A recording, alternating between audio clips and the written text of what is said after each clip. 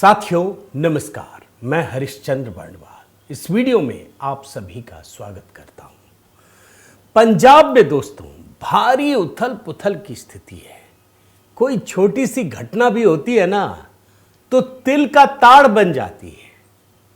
और इसकी वजह जानते हैं क्या है? इसकी वजह है खुद अरविंद केजरीवाल और उनकी राजनीति। और एक बार जैसे ही दिल्ली में इनकी राजनीति ढह गई, ताश के पत्तों की तरह बिखर गई, आप देखिए उसका साइड इफेक्ट पंजाब में साफ साफ नजर आने लगा है दोस्तों। मैं तो अभी आपको दिखाता हूं आम आदमी पार्टी के सांसद की खुली चुनौती, खुली बगावत सीधे केजरीवाल को।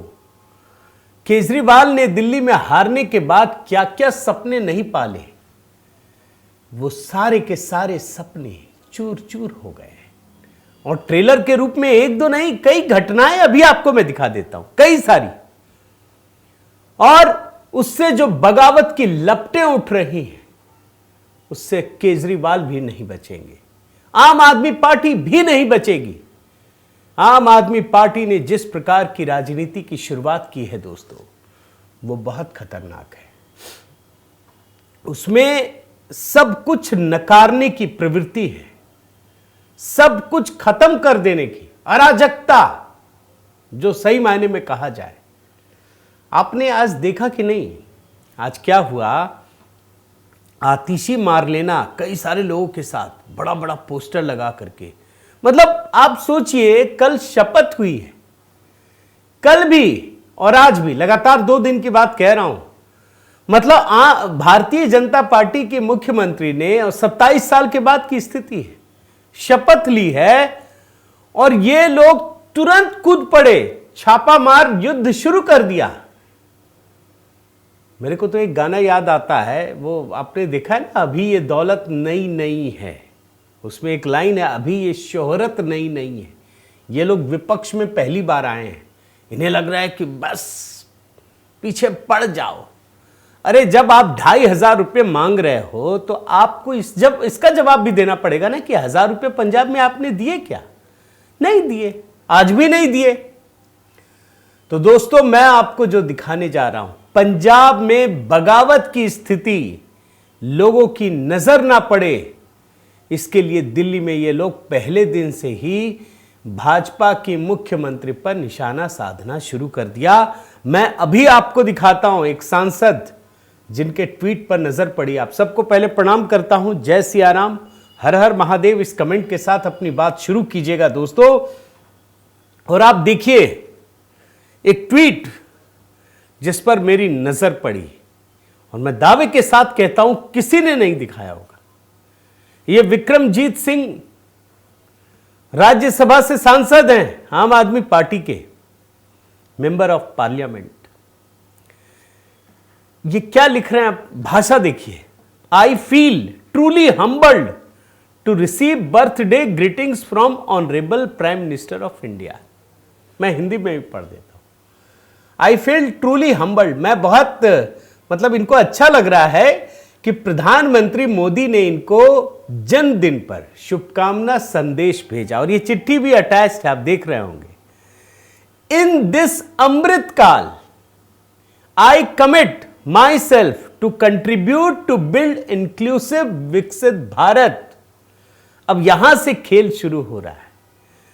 आम आदमी पार्टी का सांसद, केजरीवाल का सांसद, किस प्रकार से प्रधानमंत्री मोदी सरकार की नीतियों की तारीफ कर रहा है और उस दिशा में आगे बढ़ने की वकालत कर रहा है। यह लिखा है इन दिस अमृत काल, इस अमृत काल में I commit myself to contribute, Viksit Bharat की जो संकल्पना है उसमें अपना योगदान देने के लिए मैं पूरी तरह से तत्पर हूं।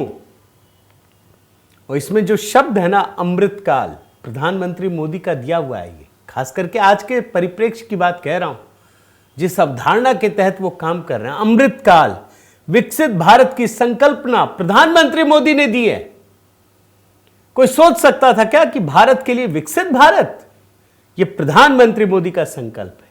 ये कह रहे हैं on this day I am launching programme to skill and provide jobs to 10,000 youth specially in Punjab, PMO India tag किया है। ये साफ साफ इशारा करता है दोस्तों कि आम आदमी पार्टी के सांसद अब केजरीवाल की नहीं, प्रधानमंत्री मोदी के गुण गाने को तैयार है। वो जानते हैं ये देश आगे बढ़ेगा तो प्रधानमंत्री मोदी की राह पर चलकर बढ़ेगा। चौथी पास राजा वाली कहानी तो भूल नहीं गए ना, केजरीवाल यही कहते हैं ना, अभी भी संयोजक हैं, पूरा कब्जा करके रखे हैं पूरा। अब अगर उनके सांसद प्रधानमंत्री मोदी के विकसित भारत की दिशा में इस अमृत काल में अपना योगदान देने को तत्पर हैं तो आप समझ लीजिए क्या कुछ होगा। और ये जनाब केजरीवाल के बारे में यही कहा जा रहा है ना कि वो राज्यसभा पहुंचेंगे, ये कमान संभालेंगे, वो करेंगे। अरे क्या खाक करेंगे, कुछ नहीं कर पाएंगे। और मैं इनके बारे में देख रहा था दोस्तों, विक्रमजीत सिंह जी के बारे में। आप देखिए, पंजाब से विक्रमजीत साहनी को राज्यसभा, उस समय की रिपोर्ट दिखा रहा हूं 2022। आप माने जाते हैं आपके मुखर समर्थक। यह आज की बात नहीं है, ये सन ग्रुप के संस्थापक हैं। उस समय 59 साल के थे, अब तो 62 साल के हो गए। ये भाजपा और प्रधानमंत्री मोदी के मुखर समर्थक हैं। सिख समुदाय में साहनी अपने सामाजिक कार्य के लिए जाने जाते हैं। और जब अफगानिस्तान से हिंदुओं और सिखों को स्पेशली लाना था ना, तो 500 लोगों को अपने खर्चे पर चार्टर्ड प्लेन उड़ा करके इन्होंने मदद की थी। ये फरीदकोट जिले के कोटकपुरा से हैं, ज्यादातर दिल्ली दुबई में रहते हैं। इनका कारोबार है, कई देशों में कारोबार है। और भाजपा की सरकार इनको प्रतिनिधि मंडल का हिस्सा बनाकर भेजती है। ये बहुत समझदार व्यक्ति है। अब आप सोचिए, आम आदमी पार्टी से 7 सांसद हैं, लोकसभा में भी होंगे और दिल्ली से भी हैं, सबकी हालत क्या है आपको पता है ना। अभी दिल्ली में इनकी एक सांसद किस तरीके से इनके खिलाफ खड़ी हो गई, और ये पंजाब का हाल है दोस्तों। अब ये बात कोई बताएगा नहीं, ये कोई दिखाएगा नहीं, क्योंकि पंजाब के ऐड तो अब भी चलते हैं। अब दिल्ली तो खाली हो गया, लेकिन इसकी झलक आपको कब मिलेगी, कैसे आप देखेंगे? मैं आपको एक आर्टिकल दिखाता हूं, देखिए। पंजाब के सीएम भगवंत मान बोले, आप विधायकों में किसी भी तरह का असंतोष नहीं। भाई जब असंतोष नहीं है तो बोल क्यों रहे हो? पहले तो बड़ा आप चिल्लाते थे, 15-15 करोड़ दे रहे हैं, 10-10 करोड़ दे रहे हैं। अब तो आप नहीं बोल रहे हैं, अब तो आप कुछ और बोल रहे हैं। लेकिन मैं कह रहा हूं ना दोस्तों, कैसे पंजाब में भारी उथल पुथल की स्थिति है। मैं आपको एक उदाहरण देता हूं, बहुत छोटा सा उदाहरण है, आपको पूरी बात समझ में आ जाएगी। और यह इस बात को बताने के लिए भी जरूरी है कि अरविंद केजरीवाल जी, जब आपके घर शीशे के होना तो दूसरे के घरों पर पत्थर नहीं फेंकने चाहिए। दूसरा तो बड़ा ही सीमेंट रॉड और बड़े मजबूत लकड़ी से बना रखा है या कुछ ही बना रखा है, आप दूसरों के लिए गड्ढा खोद रहे थे, खुद गिर रहे हैं। आप जानते हैं दोस्तों, जैसे ही अभी दिल्ली में हार हुई, ये लोग तो मानते नहीं है ना, अपनी हार को भी नहीं मानेंगे। ये कहेंगे संविधान की हार हो गई, लोकतंत्र की हार हो गई, ईवीएम की हार हो गई, तमाम तरीके से। अभी हारने के बाद मनीष सिसोदिया पंजाब पहुंच गए और पंजाब के शिक्षा मंत्री के साथ वहां के सरकारी स्कूलों का दौरा करने लगे, तरन तारण में। और मनीष सिसोदिया पंजाब के शिक्षा मंत्री को यह बता रहे हैं कि दिल्ली का मॉडल आप कैसे लागू कर सकते हैं। और जब ये घूमने गए थे ना, किसी को भनक नहीं लगने दी। लेकिन क्या करा जाए, एक तस्वीर आ गई। अब मकसद क्या था आप समझिए, मनीष सिसोदिया को कुछ ना देना था। अरे जब इतना ही अच्छा किए होते तो यहां हार कैसे जाते? अपने एरिया को आप छोड़ के भाग गए, भागना पड़ा आपको, और आप ज्ञान दे रहे पंजाब में। गजब है, इसको गलथेथरी बोलते हैं। अपने एरिया में पटपरगंज में आप पिछली बार हारते हारते बचे थे, इतने ही बड़े शिक्षा मंत्री थे तो क्यों हार रहे थे? फिर आपको समझ में आ गया आप हार जाएंगे, भाग के कहीं और पहुंच गए, वहां भी हार गए।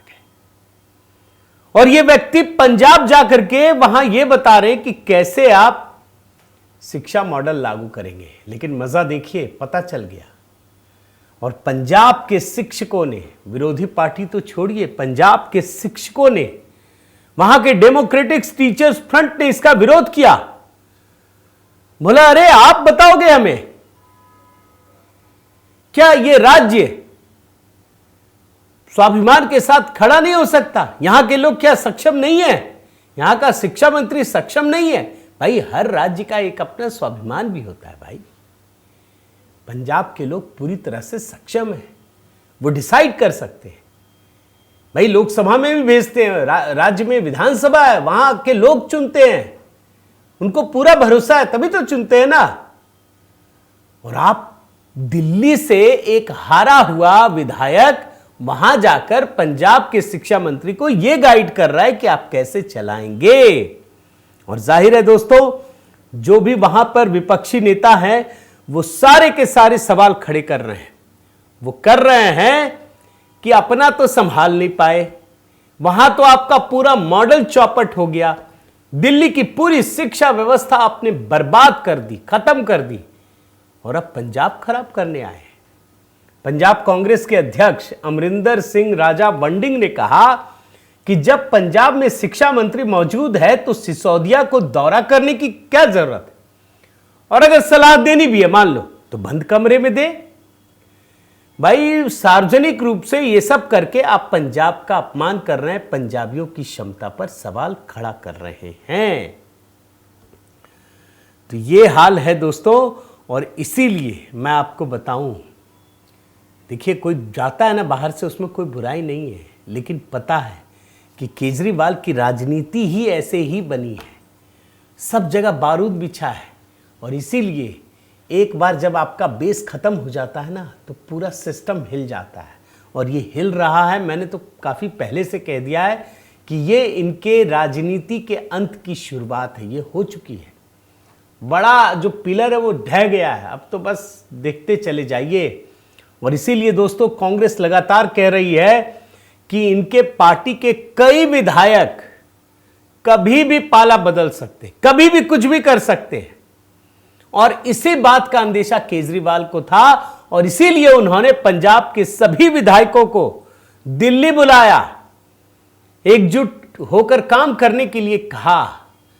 लेकिन ये तो सब जानते हैं ना, जब आपके हाथ मजबूत नहीं होते ना तो दूसरा भी आपको उसी तराजू पर तौलता, वो समझ जाता है इसकी हैसियत नहीं है। ये चला था दिल्ली का मालिक बनने और लोगों ने उसको ऐसा फेंका कि जमीन पर भी नजर नहीं आ रहे हैं। और इसीलिए देखिए दोस्तों, जब से नतीजे आए हैं, ढूंढ लीजिए कितने दिन हो गए, एक दिन भी केजरीवाल नजर नहीं आए, सदमे में है। और ये सदमा तो जरूरी भी है। जो आदमी अहंकारी हो जाता है ना, उसको ये दिन देखने ही पड़ते हैं। उम्मीद करता हूं दोस्तों आपको ये वीडियो पसंद आया होगा। मैं निवेदन करता हूं कि इस पर अपने कमेंट के ज़रिए अपनी राय ज़रूर दीजिएगा और बताइएगा कि आप केजरीवाल का भविष्य किस प्रकार से देखते हैं। आपकी नज़र में केजरीवाल कहां पहुंचने वाले हैं? मैं आपके कमेंट का इंतज़ार करूंगा दोस्तों। और साथ ही आपसे निवेदन करता हूं, HB मेलोडी पर एक नया गीत अपलोड किया है शिवरात्रि को लेकर। अगर आपने नहीं देखा है तो प्लीज़ ज़रूर देखिए, कमेंट कीजिए, आपकी राय का इंतज़ार है। बहुत बहुत धन्यवाद। चैनल सब्सक्राइब नहीं किया है तो ज़रूर कीजिएगा दोस्तों। बहुत बहुत धन्यवाद। जय श्री राम।